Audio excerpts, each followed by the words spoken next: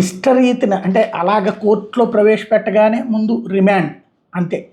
అట్లా ఇవ్వద్దని సుప్రీంకోర్టు చెప్పింది. ఎందుకంటే జైళ్ళన్నీ నిండిపోతున్నాయి. ఈ రిమాండ్‌కి వెళ్ళేటటువంటి ఖైదీల యొక్క ఆర్థిక స్తోమత తక్కువగా ఉంటుంది. దాంతో లాయర్‌లను పెట్టుకోలేరు. దాంతో వాళ్ళు ఏళ్ల తరబడి జైళ్ళలోనే మగ్గుతున్నటువంటి పరిస్థితి.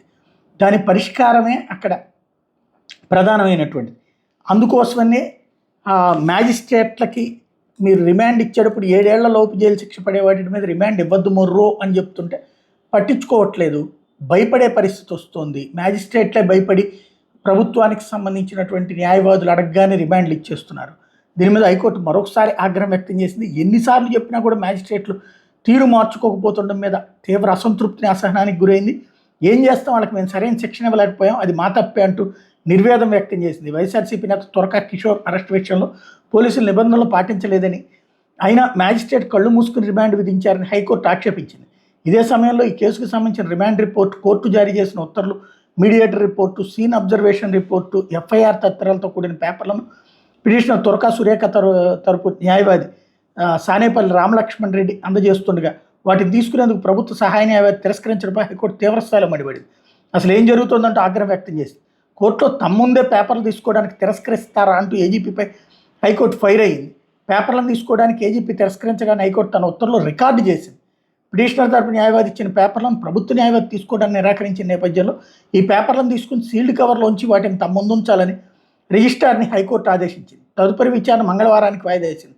ఈ మేరకు న్యాయమూర్తి జస్టిస్ రావు రఘునందనరావు, జస్టిస్ తోటా చంద్రశేఖర్తో కూడిన ధర్మాసనం సోమవారం ఉత్తర్వులు ఇచ్చింది. గుంటూరు జిల్లా జైలు నుంచి విడుదలైన తన భర్త తురకా కిషోర్ని పల్నాడు జిల్లా రెంటచింతల పోలీసులు అక్రమంగా నిర్బంధించారని, తన భర్తను కోర్టు ముందు హాజరుపరిచేలా పోలీసులను ఆదేశించాలని కోరుతూ తురకా సురేఖ బుధవారం హైకోర్టులో అత్యవసరంగా లంచ్ మోషన్ రూపంలో హెబియస్ కార్పస్ పిటిషన్ దాఖలు చేశారు. దీని మీద ఇటీవల విచారణ జరిపి జస్టిస్ రఘునందనరావు ధర్మాసనం అసలు తురకా కిషోర్పై ఎన్ని కేసులు నమోదయ్యాయి, వాటిని ఎప్పుడు నమోదు చేశారు, ఎప్పుడు ఏ ఘటనలో అరెస్ట్ చేశారు తదితర వివరాలను తమ ముందుంచాలని పల్నాడు జిల్లా ఎస్పీని ఆదేశించిన విషయం తెలిసిందే. ఈ నేపథ్యంలో సురేఖ వ్యాజ్యం సోమవారం విచారణకు వచ్చింది. ప్రభుత్వ సహాయ న్యాయవాది స్పందిస్తూ కిషోర్ మీద పోలీసు కేసులకు సంబంధించి ఎస్పీ తయారు చేసిన వివరాలను ధర్మాసనం ముందుంచారు. అందులో కొన్ని కేసులు పరిశీలించిన ధర్మాసనం పోలీసుల తీరు మీద విస్మయం వ్యక్తం చేసింది.